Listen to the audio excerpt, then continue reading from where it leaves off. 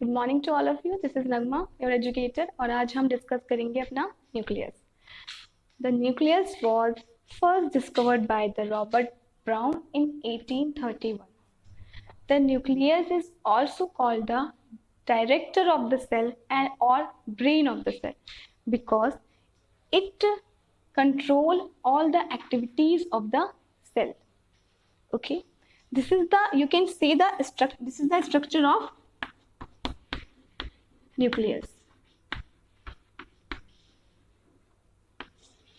Okay, so this is the outer membrane of the nucleus and this is inner membrane of nucleus. The chromatin present inside the nucleus, this is euchromatin, this is the heterochromatin, and the nuclear envelope, the whole the whole membranous structure is called the nuclear envelope.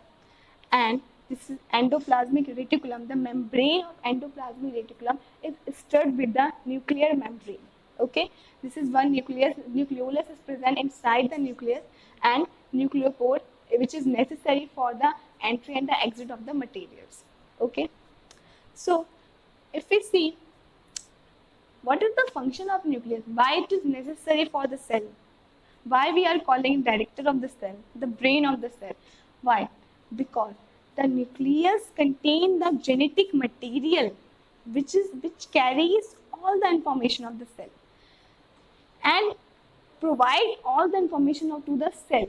जितना भी हमारी body में processing होता है, जितना भी चीज़ों का फॉर्मेशन होता है हमारी बॉडी में, वो हमारे जेनेटिक मटेरियल के थ्रू होता है, जो कि हमें पास ऑन करते हैं हमारे पेरेंट टू द ऑफस्प्रिंग. हमारे पेरेंट्स से हमें वो जेनेटिक मटेरियल हमारे ऑफस्प्रिंग में प्रोवाइड होता है एंड हमारे बॉडी का स्ट्रक्चर मॉडिफिकेशन सारा उस प्रोटीन, सारा उस जेनेटिक मटेरियल के थ्रू होता है. क्या पूरा का पूरा जेनेटिक मटेरियल ट्रांसफर हो जाता है पेरेंट टू द ऑफस्प्रिंग? नहीं. क्या होल डीएनए, हम उस जेनेटिक मटेरियल को क्या कह रहे हैं जो कि हमारे न्यूक्लियस में प्रेजेंट है, we call it DNA. Okay, so the whole DNA is not transferred to the parent to the offspring. We can see, if we see the structure of DNA, so here are some functional segment are present, which we are calling it genes. So genes carry all the information of the parent and providing to their offspring.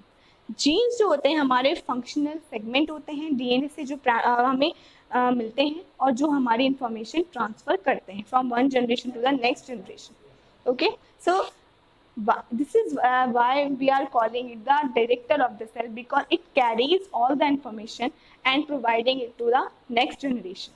Okay, if we see their structure, so first we have the nuclear pore. So the nuclear pore, it's providing the entry and the exit of the material. Okay, जितने भी हमारे substances nucleus में आएंगे वो इसी nuclear pore के through हमारे nucleus में एंट्री करेंगे एंड जो हमारे प्रोटीन्स का फॉर्मेशन हुआ है वो भी हमारे इस न्यूक्लियर पोर के थ्रू ही हमारे साइटोप्लाज्म में जाएगा. Okay, the next one we have the nucleolus. The nucleolus is very providing a very important role of the cell because its function to produce the ribosomes, जो कि हमारे protein formation में ribosome का जो कि हमारे प्रोटीन फॉर्मेशन में बहुत ही इंपॉर्टेंट पार्ट प्ले करता है. ठीक है, द एंडोप्लाज्मिक रेटिकुलम की जो हमारी मेम्ब्रेन होती है वो हमारी न्यूक्लियर मेम्ब्रेन के साथ स्टड रहती है. Okay, so in this nucleus the chromatin material are present. So chromatin material होता क्या है? The chromatin material are the thread like structure. जब हमारी सेल रेस्ट कंडीशन में होती है तो हमारा क्रोमैटिन मटेरियल के रूप में हमारा जो जेनेटिक मटेरियल है वो इस तरह से सेल में न्यूक्लियस में प्रेजेंट रहता है. बट जब यही हमारी सेल डिवीजन में जाती है, जब हमारी cell, this is our nucleus, this is our cell, इसमें हमारा chromatin material thread like structure के रूप में प्रेजेंट रहेगा. This is chromatin. ठीक है, लेकिन जब हमारी यही सेल डिवाइडेशन में जाती है तो ये क्रोमैटिन मटेरियल ये थ्रेड लाइक स्ट्रक्चर क्रोमोसोम का रूप ले लेते हैं, ओके, क्रोमोसोम बन जाते हैं, जो कि हमारे डिवाइडेशन के प्रोसेस में बहुत इंपॉर्टेंट है, ठीक है। सो क्रोमैटिन मटेरियल में भी कुछ ऐसे पार्ट्स होते हैं जो फंक्शनल होते हैं और जो नॉन फंक्शनल होते हैं। So the euchromatin is present in this nucleus. Euchromatin is a functional chromatin of nucleus, because जो हमारी सेल डिवाइडेशन में जाती है उसमें हमारा यूक्रोमैटिन ही जाता है।